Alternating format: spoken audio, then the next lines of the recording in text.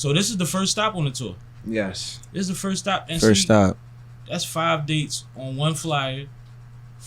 I like that, man. I like that because in order to have a movement, you got to start moving, right? I always get an example of like I talk to a lot of up and coming rappers. I wouldn't even call them artists at the point where they was talking to me. You know what I mean? They might have been dope, but they didn't get it yet.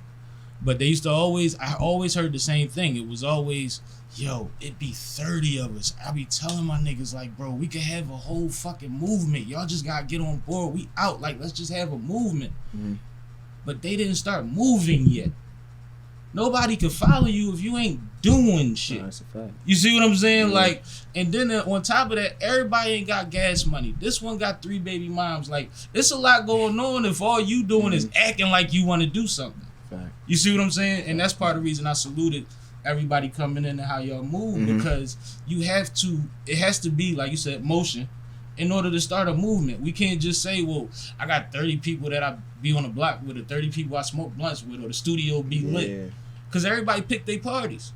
You know what I'm saying? And when they take a road trip, now they might got to tell their girlfriend they going to Philly and she ain't having it. Like, so you got to have certain kind of people around you at the same time. What'd you say? That was my miss right. We got one in the room, but there's always one. But no, there's always one. Like this is a thing. It's a thing, and it frustrates a lot of artists, especially when they're trying to start out, or rappers, or however you want to categorize what I'm saying, when they first start out, because they don't understand like the networking part that you said that you big on and that you starting to get a groove with. That's the thing. Like, it has to be somebody else that knows what you're doing besides the block before you tell the block to come somewhere. Definitely. Like, and what we going to? You see what I'm saying? Because everything ain't worth it. We know stuff is crazy now. So I want you to be at an official level before I start going to somebody's basement and you know what it is, how we gonna have to get out of it. Right? Facts. Have you ever had any strange situations since you've been moving around with the music?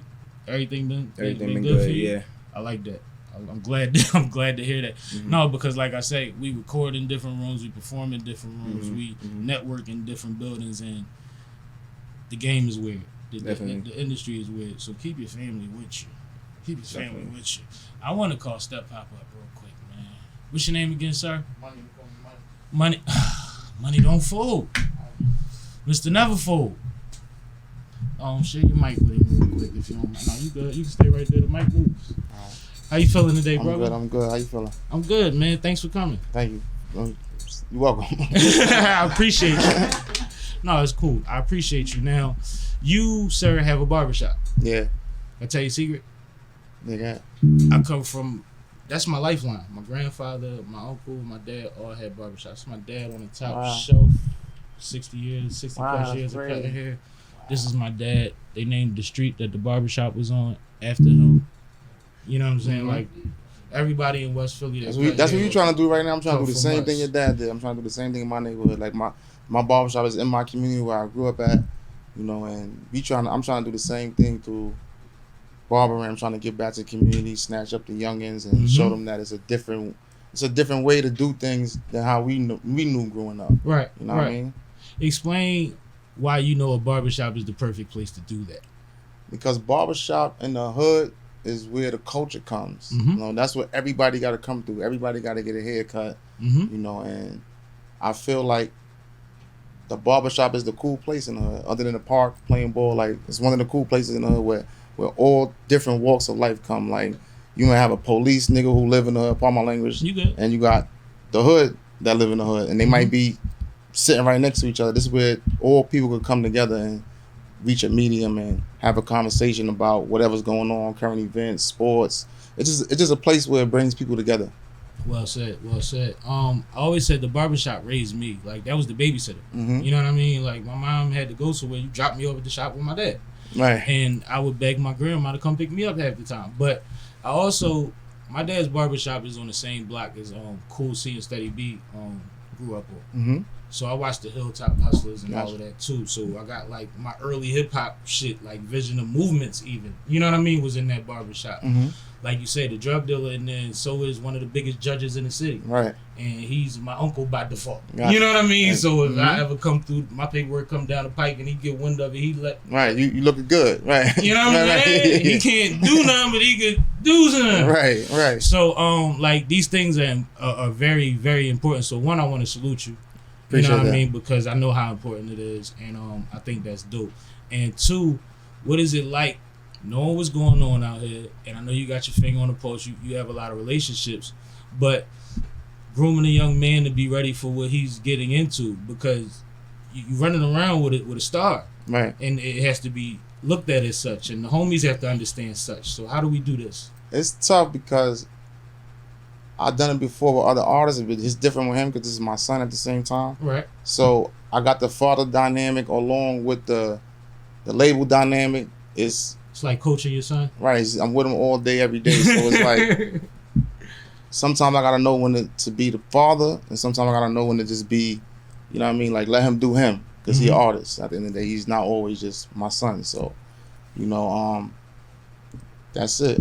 That's all you. What was the instance that maybe y'all clashed, or you felt like you was headed for a disagreement that made you say, you know what, hold up, I gotta reel it back?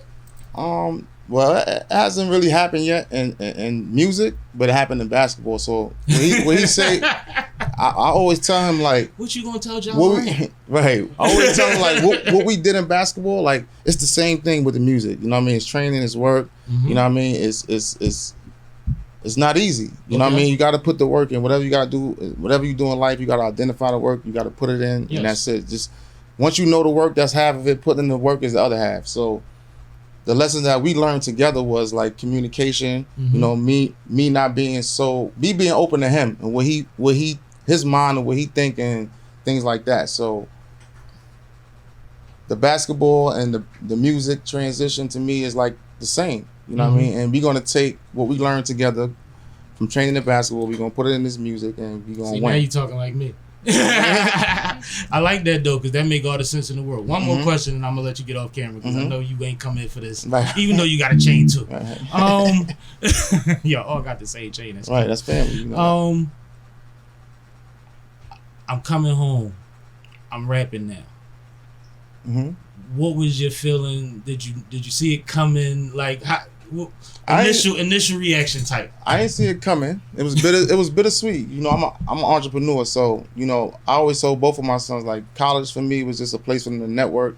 Absolutely. You know what I mean? It's not. It didn't really matter to me. Like I'm gonna support him, and whatever he want to do, I'm gonna be behind him. Like whatever he want to do. So he ain't never get no flack from me when he wanted to say, yo, I don't want to go back to school. It's just you gotta do something. That's what it is. That was the whole conversation. You gotta do something. So we're gonna figure out what you want to do, and let's just do it. That's it. This is what he said he wanted to do. I heard a couple of the tracks before, but it was one track I can't remember the exact track, but he sent me like 2 tracks because he was out on his own doing it first. Mm-hmm. And he sent me 2 tracks, and I sent him a text like, "Yo, Jay, it really impressed me. I was really impressed." So I made a couple of phone calls because I got a couple connections in the industry. I'm sure. And since then, we've been moving. And it only been about what? Couple months. I think like 2 months maybe. 2 months. You know what I mean? We've been moving. So you a dadager? I guess we could say that, yeah. Now I let him do him though. Like, nah, you a dad. I'm just here, yeah. A dad covers a lot of ground. I'm just here for That's the support, enough right? Yeah. That's enough sometimes. But I appreciate you, bro. Thank you. Appreciate you too. Nah, man, no doubt.